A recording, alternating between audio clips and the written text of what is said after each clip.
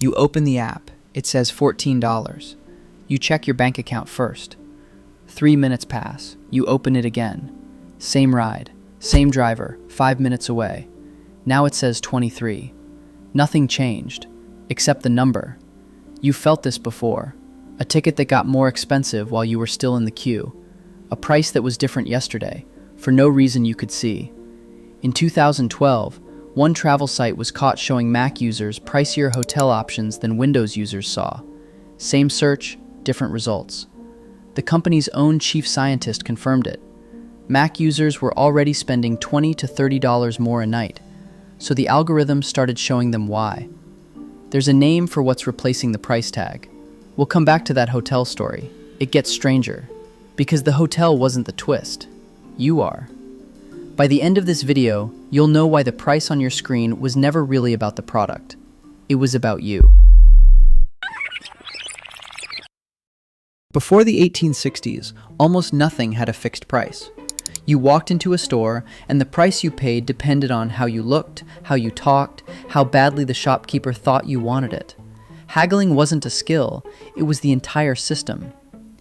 Then, a Philadelphia department store did something radical. It put a single price on every item, the same price for every customer, and refused to negotiate, even with people who could easily pay more. The idea wasn't just convenient, it was a promise. Whoever you are, this is the price. That promise is why the phrase sticker price still means something today. A price you can trust because it doesn't move depending on who's looking at it. For over 100 years, that idea barely changed, because changing a price meant printing a new tag and walking the aisle to replace it by hand. That single fact, the labor it took, is the only reason fixed pricing survived as long as it did. It was never a law. It was never a principle anyone voted on. It was a limitation.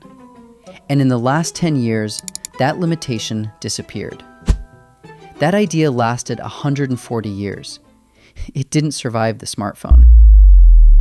Start with the shelf.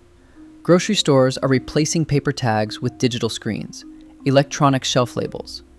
A 2024 industry survey found close to a quarter of food retailers were already using them, with almost a third more planning to.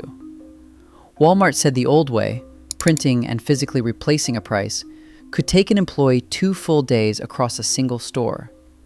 The new screens do it in minutes. Walmart is rolling this out to 2,300 stores by 2026. Kroger expanded the same technology to over 500 stores. In 2024, 2 U.S. senators wrote to Kroger asking a direct question. Could this let prices surge on milk, on eggs, based on the weather or the time of day? Kroger's answer was direct too. We do not and have never engaged in surge pricing. That's on the record. And that's not the surprising part. The surprising part happened at Wendy's 2 months earlier. On an earnings call, the CEO mentioned testing dynamic pricing through new digital menu boards, a $20 million investment. Within hours, headlines called it Uber-style surge pricing for burgers, and the backlash was immediate. 12 days later, Wendy's clarified. No plans to raise prices at peak, only to lower them in slow hours. The coverage had run ahead of what they'd actually said. Whether or not that was ever the plan, the technology to do exactly that now sits in thousands of restaurants and stores, able to change a price in the time it takes to read this sentence. The story everyone remembers is a company caught saying the quiet part out loud. The story nobody remembers is that the technology didn't go away. It just went quiet again. You've likely already felt a cousin of this yourself. In 2024, tickets for Oasis's reunion tour were listed around £150. By the time exhausted fans reached the front of the queue, the same tickets were being sold for over $350. Ticketmaster calls it dynamic pricing. The UK government called it worth investigating. So far, this is still about a store or a stadium. What happens when the target isn't the shelf? It's you, specifically, standing in a parking lot, is where this gets stranger. Go back to that hotel story from the opening. In 2012, the travel site Orbitz confirmed to the Wall Street Journal it was showing Mac users different, often pricier hotel search results than Windows users saw. Not the same room at a different price. That distinction matters, and Orbitz was careful to make it. Different rooms, different options, ranked differently. Mac users saw more 4- and 5-star hotels near the top of the list. Why? Orbitz found Mac users already spent $20 to $30 more a night on average, and were 40% more likely to book a higher-end room. The company's own CTO said it plainly. We had the intuition, and we were able to confirm it based on the data. Just the logo on the back of your laptop was enough to sort you into a spending tier. And that was in 2012, before your phone could report almost anything about you at all. By 2019, a Minneapolis news investigation found something stranger. Target's own app was showing different prices for the same item depending on exactly where you stood. A 55-inch television priced at $499 from the parking lot became $599 the moment you walked inside. In 2022, Target paid $5 million to settle it, and was legally barred from using that location technology to raise a price again. Your phone wasn't just reporting what device you own anymore. It was reporting where you were standing, in real time, to decide what you'd pay in the next 60 seconds.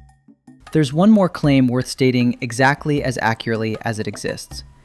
In 2016, Uber's own head of economic research said publicly that low phone battery was one of the strongest predictors of a rider's willingness to accept surge pricing.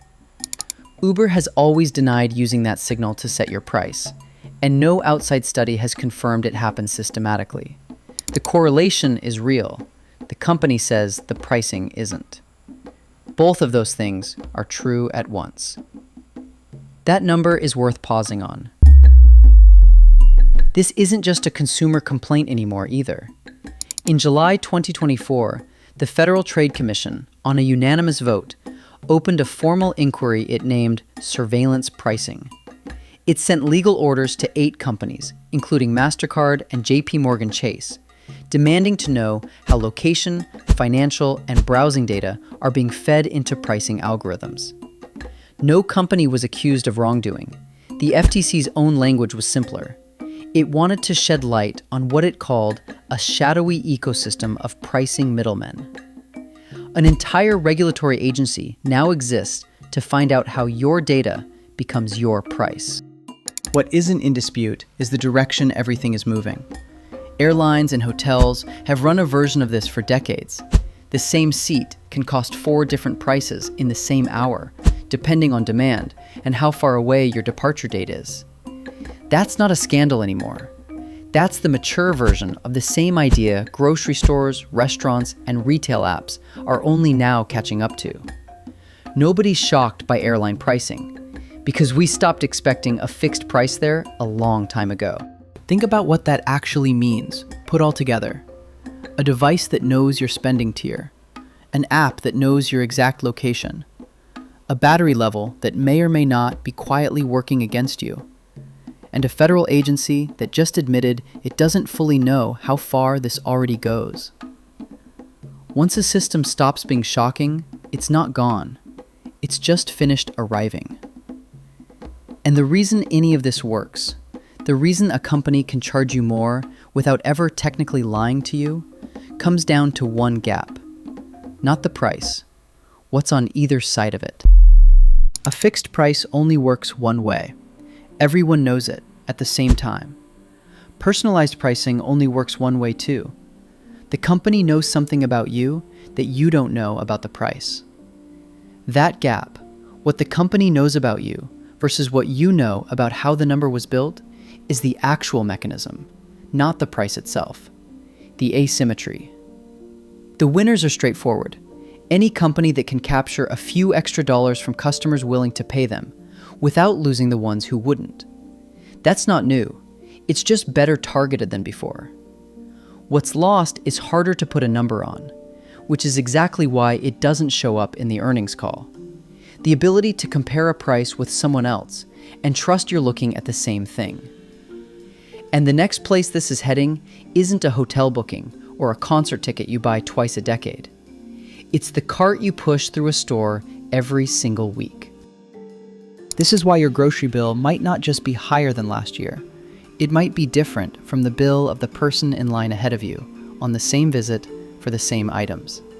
Not because you're being punished, because the store and the app on your phone finally have a way to find out what you, specifically, will still pay before you put the item back on the shelf. Go back to the beginning. $14, then $23. Nothing about the ride changed in those 3 minutes. What changed was how long the algorithm had to learn what you'd accept. For 140 years, a price was a promise. Now, more often, it's a guess about you specifically, one the company gets to make quietly and you don't get to see. The next price you see that feels a little too well-timed, was that the market, or was that you? Systems explained honestly. Subscribe if that matters.